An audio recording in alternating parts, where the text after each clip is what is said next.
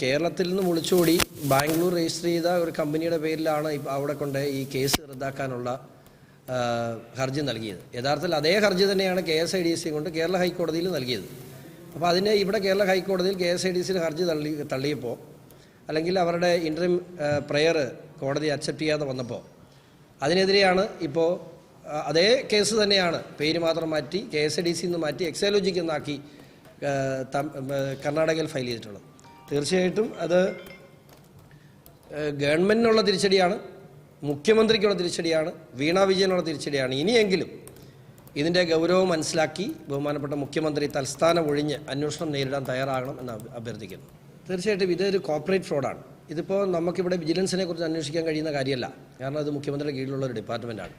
ഇപ്പോൾ company law അനുസരിച്ച് 210 അനുസരിച്ചുള്ള എൻക്വയറിയും കൊണ്ട് മാത്രം കഴിയില്ല, കാരണം അതിനപ്പുറത്തേക്ക് കറപ്ഷൻ കടന്നു ചെന്നിട്ടുണ്ട്.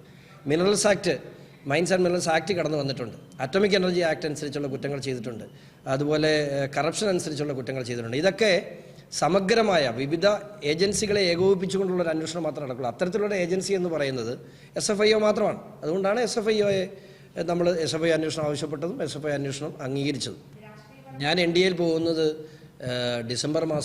ജനുവരി മാസം 31-ാം തീയതിയാണ് ഞാൻ BJP മെമ്പർഷിപ്പ് എടുക്കുന്നത്. ഞാൻ ഈ പരാതി കൊടുത്തത് സെപ്റ്റംബർ മാസം 23-ാം തീയതിയാണ്. 6 മാസം, ഏറെക്കുറെ 4-5 മാസങ്ങൾക്ക് മുമ്പാണ്. അല്ല, ഈ കേസിൻ്റെ രാഷ്ട്രീയപരമല്ല. ഞാനത് കൃത്യമായിട്ട് ഞാൻ ഈ പാർട്ടിയിൽ മെമ്പർഷിപ്പ് എടുക്കുമ്പോൾ ഈ കേസുമായി മുമ്പോട്ട് കൊണ്ടുപോകാൻ ഞാൻ അനുവാദം ചോദിച്ചിട്ടുണ്ട്. ആ അനുവാദം കൃത്യമായി ഒരു പരാതിക്കാരൻ എന്ന നിലയിൽ, BJPക്കാരൻ എന്ന നിലയിലല്ല, ഇത് പരാതിക്കാരൻ എന്ന നിലയിൽ കേസുമായി മുമ്പോട്ട് പോകാനുള്ള അനുവാദം എൻ്റെ പാർട്ടിയിൽ തന്നിട്ടുണ്ട്. അതെല്ലാം അന്വേഷണ ഏജൻസികൾ, ഞാനല്ലല്ലോ, ഞാനൊരു പരാതിക്കാരനാണ്. അപ്പം ഞാനല്ല ഇത്തരം കാര്യങ്ങളെക്കുറിച്ച് അഭിപ്രായം പറയേണ്ടത്. അതിൻ്റെ തെളിവിൻ്റെ സാഹചര്യത്തിനനുസരിച്ച് നടപടി വേണമെന്നുള്ളതാണ് എൻ്റെ ആവശ്യം. അത് അവർ ചെയ്ത കുറ്റത്തിൻ്റെ ഗ്രാവിറ്റി അനുസരിച്ചാണ് നടപടി വേണ്ടത്. മുഖ്യമന്ത്രിയുടെ ഓഫീസിലുള്ള ഉയർന്ന ഉദ്യോഗസ്ഥർ വരെ ബാംഗ്ലൂരിൽ കേസ് കൊടുക്കാൻ എത്തിയിട്ടുണ്ടായിരുന്നു. മുഖ്യമന്ത്രിയുടെ ഓഫീസിലെ ഉയർന്ന ഉദ്യോഗസ്ഥൻ എക്സാലോജി കമ്പനിയുടെ കേസ് നൽകാൻ എന്തിനാണ് ബാംഗ്ലൂർ എത്തുന്നത്? ഞാൻ ഇന്നലെ പറഞ്ഞില്ലേ, ഈ കഴിഞ്ഞ ദിവസം പറഞ്ഞ പോലെ മുഖ്യമന്ത്രിയുടെ ഓഫീസ് എന്ന് പറഞ്ഞ ഒരു ഉപജാപക സംഘമാണ്. ഉപദേശകരായി വെക്കുന്ന ആളുകൾ ശമ്പളമില്ലാതെ ജോലി ചെയ്യുന്നു. ഇപ്പോൾ ഈ കഴിഞ്ഞ ദിവസം പറഞ്ഞ ഒരു ഉദ്യോഗസ്ഥൻ്റെ പേര് പറഞ്ഞു. അദ്ദേഹത്തിന് വിവിധ കേസുകളിൽ ക്ലീൻ ചിറ്റ് നൽകിയ ആളുകളാണ് പലയിടത്തായിട്ടിരിക്കുന്നത്. അപ്പോൾ ഇവരൊക്കെ ഒരു ഗൂഢസംഘമാണ്. ശരിക്കും ഒരു കൊള്ള സങ്കേതമാണ് മുഖ്യമന്ത്രിയുടെ ഓഫീസ്. അല്ല, അറസ്റ്റ് എന്ന് പറയുന്നത് എപ്പോഴും ഒരു ഇൻവെസ്റ്റിഗേറ്റിംഗ് ഏജൻസിയുടെ ഡിസ്ക്രിഷനാണ്. ഏതെങ്കിലും ഒരു നോൺ ബെയിലബിൾ ഒഫൻസിൽ ആരെങ്കിലും പ്രതിയായാൽ തന്നെ അറസ്റ്റ് അനിവാര്യമാണ് എന്ന് പറയാൻ കഴിയില്ല. സ്വാഭാവികമായിട്ടും അറസ്റ്റ് ഏതെങ്കിലും ഘട്ടത്തിൽ സഹകരിക്കാതിരിക്കുകയോ അല്ലെങ്കിൽ ഏതെങ്കിലും കാര്യങ്ങൾ പ്രത്യേകമായി പരിശോധിക്കുകയോ അല്ലെങ്കിൽ അവരെ ഇൻട്രോഗേറ്റ് ചെയ്യേണ്ട, അതായത് അവരെ ചോദ്യം ചെയ്യേണ്ട സ്ഥിതി വരുമ്പോഴോ മാത്രമാണ് അറസ്റ്റിൻ്റെ ഘട്ടത്തിലേക്ക് വരുന്നുള്ളൂ.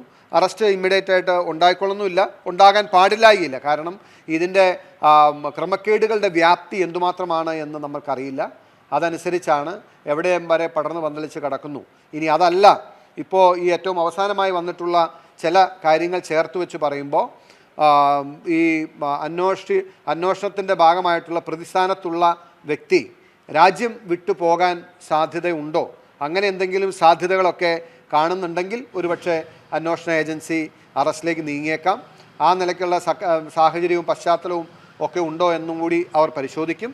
എന്തുതന്നെ ആയിരുന്നാലും ഇതിപ്പോൾ സീരിയസ് ഫ്രോഡ് ഇൻവെസ്റ്റിഗേഷൻ ഏജൻസിക്ക് അന്വേഷണം മുന്നോട്ട് കൊണ്ടുപോകാമെന്ന് പറയുമ്പോൾ വളരെ സീരിയസ് ആയിട്ടുള്ള ഒഫൻസ് മുഖ്യമന്ത്രിയുടെ മകൾ കമ്പനിയുമായി ബന്ധപ്പെട്ട് കമ്മിറ്റ് ചെയ്തിരിക്കുന്നു എന്ന് നമുക്ക് ഈ സമയത്ത് കൺക്ലൂഡ് ചെയ്യാവുന്നതാണ്.